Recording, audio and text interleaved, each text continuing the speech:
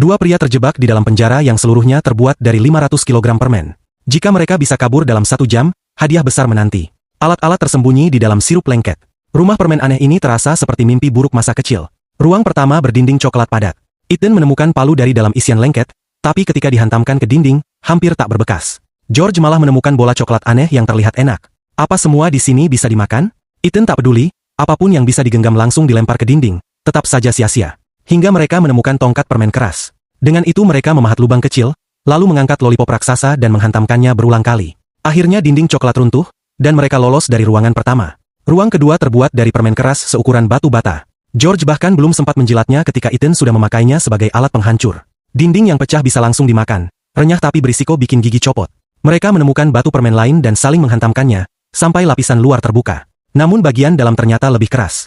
Beruntung, di balik busa seperti batu mereka menemukan palu besar. Dengan tenaga gabungan, mereka menariknya keluar. Kini tak ada dinding permen yang sanggup bertahan lama. Ruang kedua pun berhasil ditembus. Ruang ketiga berdinding toffee, jauh lebih keras. Dekorasinya terasa familiar, membuat mereka ingin merusak semuanya tanpa rasa bersalah. Dua anak nakal itu menghancurkan hampir seluruh hiasan, bahkan kotak abu leluhur pun tak luput. Namun dinding toffee tetap kokoh.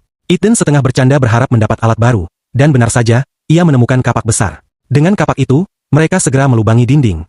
Setelah bagian tengahnya runtuh, sisanya melemah. Ethan membuka celah secukupnya dan mereka merangkak keluar. Ruang keempat adalah rumah permen milik badut yang tak ramah. George memang tak suka badut, jadi mereka memasukkannya ke mesin penjual otomatis. Dinding ruangan ini terbuat dari marshmallow. Bukannya langsung menghancurkan, mereka malah memecahkan mesin minuman di sampingnya. Air menyiram dinding, marshmallow pun meleleh.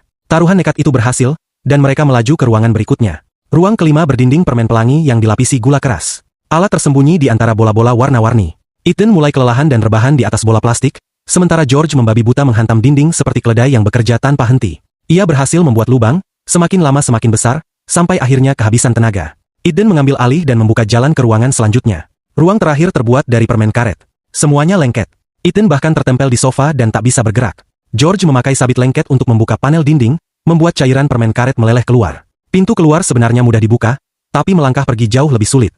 George mencoba menarik Ethan, namun malah ikut terjebak. Panitia mengingatkan, asal mereka keluar dari ruangan ini, mereka menang. Dengan sisa tenaga, keduanya meronta melepaskan diri. Lengket, menjijikan, tapi kemenangan lebih penting. Saling menopang, mereka akhirnya lolos dari neraka permen itu. George lalu melompat ke kolam sirup untuk membersihkan diri. Entah ia sadar atau tidak, semakin dicuci, justru semakin lengket.